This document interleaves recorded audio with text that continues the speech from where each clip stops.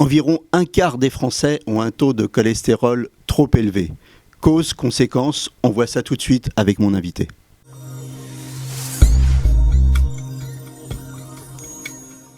Alors, je suis avec le professeur Éric Brucker. Éric Brucker, vous êtes chef de service d'endocrinologie prévention des maladies cardiovasculaires à la Pitié-Salpêtrière. Vous avez publié le régime anti-cholestérol chez Hachette. On verra plus tard quels sont vos conseils pour maîtriser le cholestérol. En premier, j'ai envie de vous poser une question toute bête. C'est quoi le rôle du cholestérol ? Le cholestérol, c'est un composant indispensable des membranes de la cellule. Et en pratique, le cholestérol sert à la fabrication de toute une série d'hormones, mais aussi des sels biliaires, donc qui sont indispensables pour la digestion. Cholestérol, on parle souvent de LDL, HDL, ça veut dire bon ou mauvais cholestérol. Comment on interprète ça ? Alors, on parle souvent effectivement de bon et mauvais cholestérol. En fait, bien sûr, il n'y a qu'une molécule de cholestérol, mais il y a un système de transport parce que le cholestérol est une graisse qui ne peut pas être transportée toute seule dans le sang et donc elle est dans des gros transporteurs. Il y en a certains qui distribuent le cholestérol vers l'ensemble des cellules et en excès, ça encrasse les artères. C'est ce qu'on appelle le mauvais cholestérol. À l'inverse, il y a un système de transport qui ramène le cholestérol vers le foie, qu'on appelle classiquement le bon cholestérol ou HDL, parce que plus il y en a, plus on est protégé du risque d'encrassement des artères. Donc si j'ai bien compris, ce HDL, c'est un genre d'éboueur du système. Il ramène tout le mauvais cholestérol, c'est ça ? Absolument, l'HDL est donc considéré comme un éboueur qui ramène le cholestérol de la périphérie vers le foie. Alors, quand on a ces analyses, comment on les lit, ces analyses ? Si j'ai bien compris aussi ce que vous nous dites, il y a du bon cholestérol, c'est bien d'en avoir finalement un peu en excès. Le mauvais cholestérol, il faut plutôt le diminuer, c'est ça ? Alors effectivement, quand on regarde les analyses, il y a deux choses qui sont essentielles. D'une part, on regarde l'équilibre entre le bon et le mauvais cholestérol. Mais l'autre élément très important, c'est qu'on regarde l'ensemble des facteurs de risque. Parce que le même niveau de LDL cholestérol, donc ce mauvais cholestérol, eh bien, il a un rôle très différent suivant l'âge, suivant le contexte. C'est plus dangereux chez un fumeur, c'est plus dangereux chez un diabétique, et c'est encore beaucoup plus dangereux chez quelqu'un qui a déjà fait un infarctus du myocarde, par exemple. Donc en fait, quand on a ces analyses en main, ce que vous nous dites, c'est qu'il n'y a pas de chiffres standards, il y a des chiffres en fonction des conditions de la personne. C'est exactement ça. Il n'y a pas de chiffre standard sur le cholestérol. En fait, le choix du traitement, qu'il soit diététique ou par médicament, dépend de chacun. Et par exemple, même quand un couple vient en consultation, on ne va pas donner les mêmes recommandations à l'homme et à la femme, suivant le contexte. Et c'est pour ça qu'on ne peut pas donner de chiffre de normal de cholestérol, parce qu'en gros, plus le cholestérol est bas, mieux c'est pour le système cardiovasculaire. Donc il n'y a pas vraiment de valeur limite de normalité. Généralement, les chiffres du cholestérol en France, qu'est-ce que c'est ? Alors, les chiffres du cholestérol en France, on peut considérer, comme vous avez dit en introduction, qu'à peu près un quart des Français ont un excès de cholestérol. Ce qui ne veut pas dire que tous ont besoin d'un traitement, mais qu'en tout cas, un quart s'expose à un certain risque cardiovasculaire lié à cet excès de cholestérol et qu'ils doivent donc suivre des précautions diététiques. À partir de quel âge on doit commencer à contrôler son taux de cholestérol ? Alors, il faut bien comprendre que nous, lorsqu'on voit quelqu'un en consultation, ce qui compte, c'est le chiffre de cholestérol, mais c'est surtout le temps d'exposition au cholestérol élevé. Quand on a un cholestérol élevé pendant 2-3 ans, il ne se passe rien. Quand on a un cholestérol élevé pendant 10, 20, 30 ans, là, il y a un risque cardiovasculaire qui est important. Donc en fait, il faut savoir assez tôt et à partir de 20 ans, quel est le cholestérol. S'il est normal, pas besoin de contrôle rapide. Mais ce chiffre est très important parce que le temps d'exposition est très important. Et l'histoire familiale, la génétique ou les antécédents, est-ce que ça joue ? Alors, l'histoire familiale est très importante parce que, schématiquement, lorsque son père ou sa mère a fait un infarctus précoce, on double son risque d'infarctus. Donc, l'histoire familiale est importante par rapport au risque cardiovasculaire. Mais bien sûr, c'est aussi important par rapport au taux de cholestérol. Quand il y a du cholestérol dans la famille, on a plus de risque soi-même d'avoir un cholestérol élevé. Alors, on a vu le cholestérol, à quoi ça servait, on parle de risque, mais on risque quoi ? Alors, le taux de cholestérol, en fait, est relié de façon quasiment mathématique avec le risque d'encrassement artériel, donc le risque cardiovasculaire. Il y a un lien qui est extrêmement fort avec le risque d'infarctus du myocarde, un lien qui est un petit peu moins fort avec le risque d'accident vasculaire cérébral. Mais c'est une droite, donc plus le cholestérol est élevé, plus c'est un risque qui est important. Mais je réinsiste sur le fait que le temps d'exposition est vraiment important. Par exemple, dans l'hypercholestérolémie familiale, qui est la maladie génétique la plus caricaturale du cholestérol, le risque de faire un accident coronaire, donc l'infarctus du myocarde, est multiplié par 13. Et donc c'est un risque considérable. Pourquoi il est aussi important? C'est parce qu'on a du cholestérol depuis la naissance. Alors que si le cholestérol commence à s'élever, par exemple chez une femme à la ménopause, le risque est beaucoup plus faible parce que le cholestérol n'aura pas le temps d'encrasser les artères. En fait, si on schématise, c'est un problème de plomberie. On a un tuyau, ça se dépose petit à petit. Et en fait, quand vous parlez du temps d'exposition, c'est-à-dire que plus le temps d'exposition est long, plus ça va se déposer et plus la plaque va augmenter jusqu'à obstruer, c'est ça? C'est exactement ça. En fait, c'est le calcaire dans la machine à laver. C'est pas en une lessive qu'on encrasse les tuyaux de la machine à laver, c'est avec la succession des lessives. Et évidemment, plus l'eau est calcaire, plus ça va s'encrasser vite. Donc plus il y a de cholestérol dans le sang, plus ça va s'encrasser vite. Mais le temps est important. Les origines maintenant du cholestérol, exogène, endogène, parlez-nous de ça.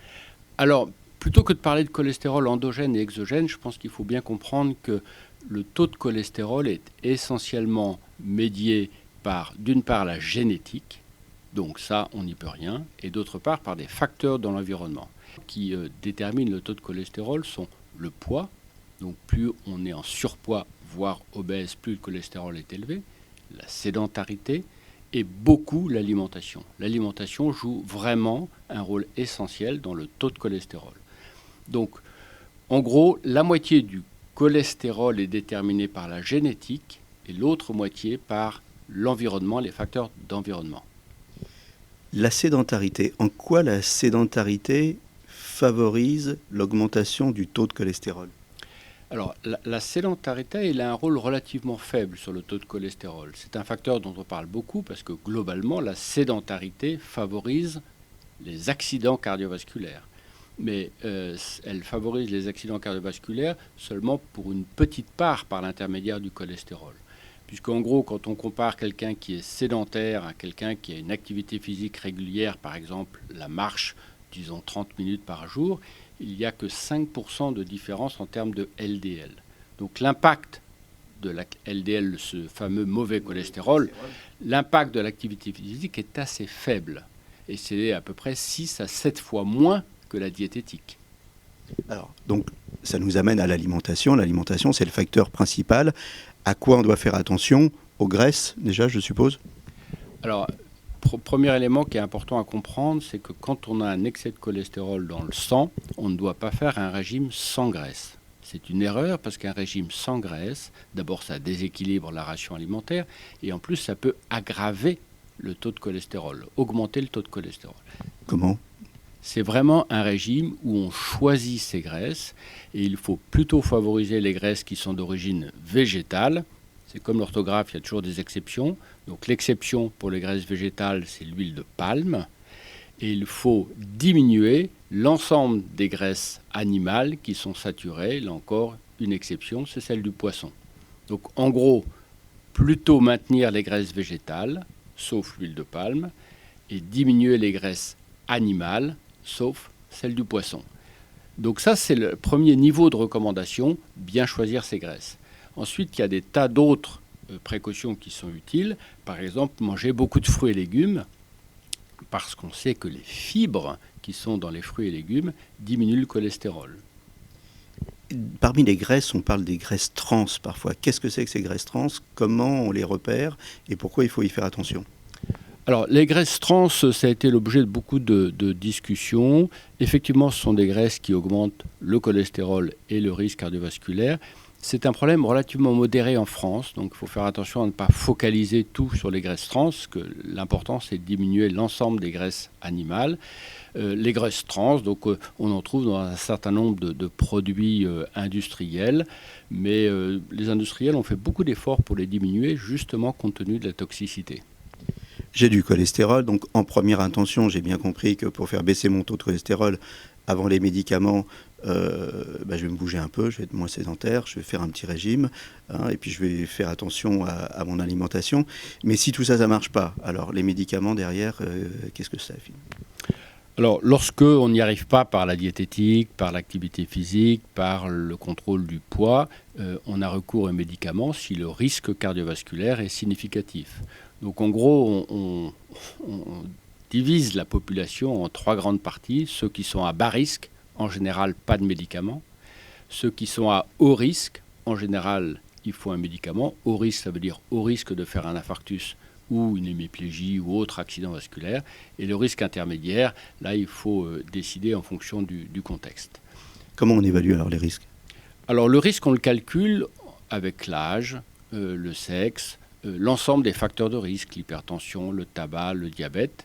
Et donc, on est capable d'évaluer assez précisément le risque d'un individu. Parmi les médicaments, il y a les fameuses statines. Il y a eu une grosse controverse sur les statines. Il y a des gens qui disent qu'il faut arrêter les statines. Il y a des médecins qui s'élèvent contre ça en disant surtout pas arrêter les statines. Alors, votre position ? En fait, il n'y a pas de controverse scientifique, contrairement à ce qu'on peut croire. Il y a une vague de désinformation médiatique sur les statines qui ne repose sur rien, sur aucun fait scientifique. Donc il n'y a pas 2 écoles comme on peut faire croire de temps en temps. Il y a des individus très isolés qui se basent sur cette polémique. Alors on parle de complotistes, mais au fond c'est la même chose que sur les vaccins. Donc il y a une vague de désinformation sur les statines qui a des conséquences dramatiques puisque l'analyse de la base de la sécurité sociale a montré que cette désinformation médiatique avait fait des milliers de morts. Donc les conséquences sont vraiment graves et je pense qu'il faut essayer de voir un peu plus sereinement quel est le rôle des statines. Les statines, ce sont des médicaments.